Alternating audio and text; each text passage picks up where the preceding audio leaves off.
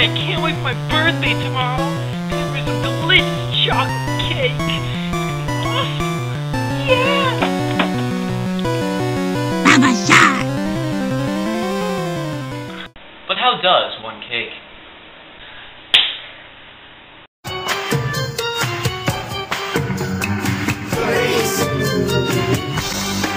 Alright, welcome to the Ian and Patrick Cooking Show. I'm Ian. I'm Patrick. Alright, today we're going to be making a chocolate cake and talking about the chemistry concepts involved in the baking process.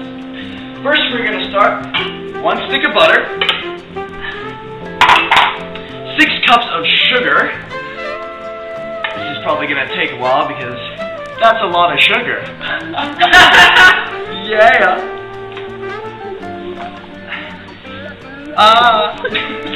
Oh, I'm not a very good cook. I'm probably gonna run out of sugar. But you know what? That's what happens sometimes when you're baking, because you know baking takes a lot of sugar. So, all right, that was 3 cups. We're going on to the 4th. This is a lot of sugar, right? It's gonna be a very sugary cake. Cakes are supposed to be sugary, Ian. I know. That's what makes them so sweet. Sugar is sweet. It is. Alright. 5. And here is 6. Wow, that was a lot of sugar. Alright. Keep that there. Next, we are going to gradually add 4 eggs, slowly. Just one at a time. Actually, I'm going to start beating this. Well, let's lock it so that the flies aware. Obviously. Alright. So adding those gradually. Alright, so right now in there we have butter, sugar, and eggs. What the butter is fat. And fat gives a softer texture and helps prevent the CO2 bubbles from escaping from the mixture too soon. What sugar does for the baking process, it provides a direct food source for the yeast, which will be put in later, improving its action in baking. The eggs, being egg white, like fat, helps to retain gas bubbles, while egg alone acts as a binder in the cooking process. Alright, we're going to add egg, let that beat, and now we will turn to Patrick, who is going to be adding the dry ingredients. Alright, we're going to add some dry ingredients now. We're going to start with 2 cups of flour. There is 1 cup.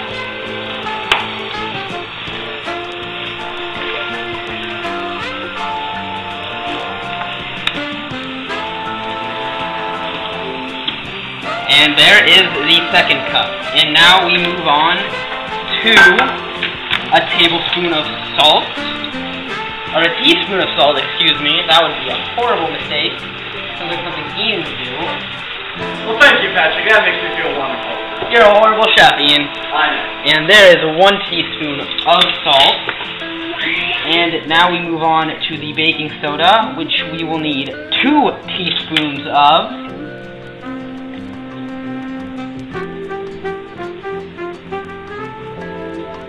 It's a little difficult to get out here. Okay, Patrick, just follow.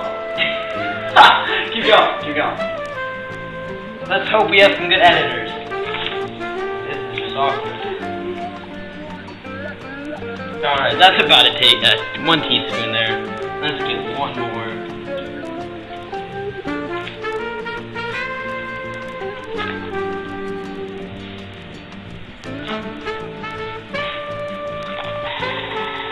And there we go. There is the 2nd teaspoon. And after that, we need the cocoa powder, the flavor chemical. We will need 6 tablespoons of this lovely powder. Very bitter chocolate here. This is not something you'd want to eat. But mixed with the sugar, it'll taste very sweet. There's 1.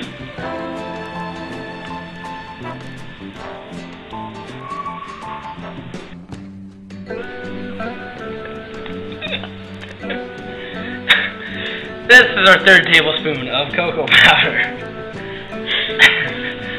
It's our 4th one. There is 5. And 1 more. 4, 6. And any more dry ingredients we got here? Yeast.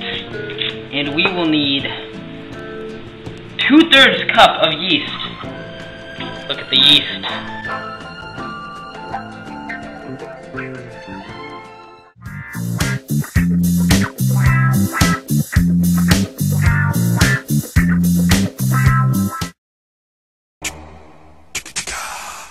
This will help in making the cake rise.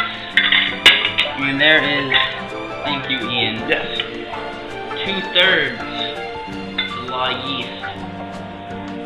That is just a lot of yeast. That is almost all the yeast we have, and there we go. And now, well, I begin to sift this together. I will begin to talk about the chemistry. Ian, do you want to come sift this for me? Sure, I'll sift it for you, Patrick. Thank you. Now, the flour provides most of the bulk of the our cake here, and it's high in gluten, which helps protein, and it gives it a fine texture and supports the ingredients during the rising. Now, yeast is a plant that feeds on starch and sugars, releasing CO2, alcohol, and sugar. The CO2 bubbles, and it gives the cake a light, airy texture. And the baking soda we put in, it releases CO2 according to this equation. 2NaHCO3, and that will react to Na2CO3 plus CO2 plus H2O.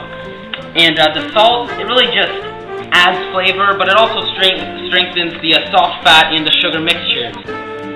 Oh, so that's how you do it. And there are our dry ingredients. We'll move on to our third step now. Alright, we're going to come back to the mixture in this bowl here. We are going to, let me get the lock off of this. We are going to add 2 teaspoons of vanilla extract. I'll need your measuring instruments here, Patrick.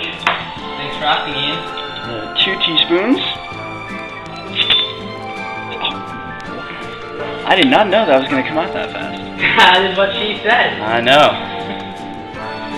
Alright, and now we're going to add the next teaspoon. More slowly this time. Comes out fast, Ian.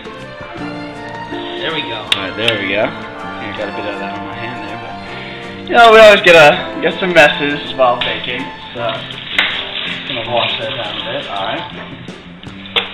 Let's get a paper towel. Hold on. Alright. Next, we are going to add 1 cup of water to the mixture. Straight up water.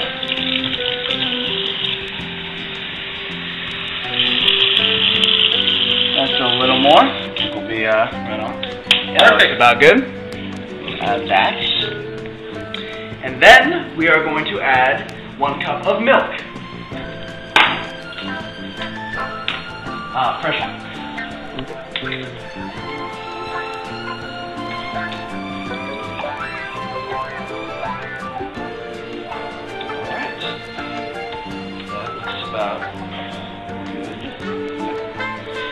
Add that in there.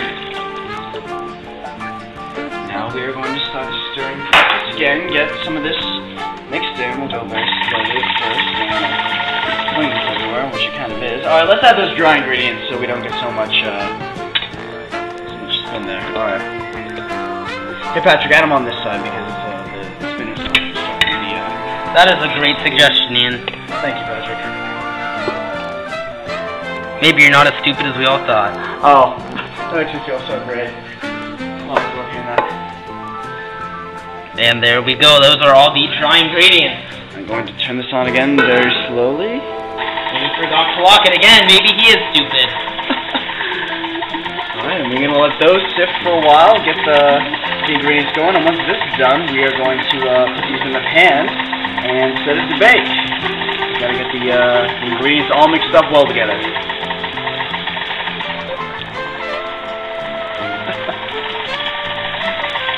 So while we're doing that, now Patrick, which dish do you want to use? The big one, the small one, or 2 small ones, or 1 big one? I like it big, Ian. You like it big? Go bigger, go bigger, go bigger, go home. Now this is 100% natural Pam original non-stick cooking spray we're using here. It's a quality product. it really does keep your pan non-sticky. So a nice even coat on the edges and the bottom should suit you well. And I think we have a gremlin cooking with us. And that looks just about mixed, I think. So we can go ahead and slide that off. Before we do, Pat, you guys want to mix it a bit more up there. So let's take that off. Oh, that looks great. That looks delicious. Take this off here. That was a horrible idea. It's dripping everywhere. Oh, that's fine. We can clean it. Making a messy, and as always. You could have unhooked this. Gonna get these stirred in a bit more. Although I think the beater did a pretty good job of that. Just gonna get any more ingredients that haven't yet been stirred in going. You know, it's funny. We were watching a video by Bill Nye the Science Guy. There's the cooking utensils we were using coated in chocolate. And Patrick's not eating that. As I was saying, we were watching a video by Bill Nye the Science Guy earlier, and it's funny. He was making brownies, right? And so when he put it in the pan, he didn't really put anything in the pan. But then later, when it shot to a different scene, he was putting the brownies in the oven, and the entire pan was full. We really didn't get it. Plus, he didn't really mix his ingredients. So if you're ever eating something that Bill Nye the Science Guy made, don't eat it, because it's probably not very good. Alright, that looks about good. We're going to add this to our pan. Slowly. Now what you see here, this pan, it's not clear, and what that does is the infrared light, the heat that comes from the oven, it's going to reflect off the pan instead of going into the pan. What would happen in a clear container, and Ian continues to make a mess. I'm not making a mess, Patrick. I'm adding as much ingredients as I can here to the pan. So we have a nice, full cake that will taste amazing. Alright, that's probably as much as we're going to get right now. Let me see if I can scrape some more of the edges here. Looks good, Ian. Looks good? Alright. Patrick says this looks good, so it must be good. Alright, so we are now going to take this over to the oven, which we have preheated. And before we do, I'll show you. So this one actually has light. We don't know if it's infrared, but we're going to put that in. It's going to bake for about 45 to 50 minutes or so. And once that is done, we will get back to you. The cake is now done. We're going to take it out. Nice and slow, Ian. Ooh, that looks really good. That is warm. That is a nice looking cake.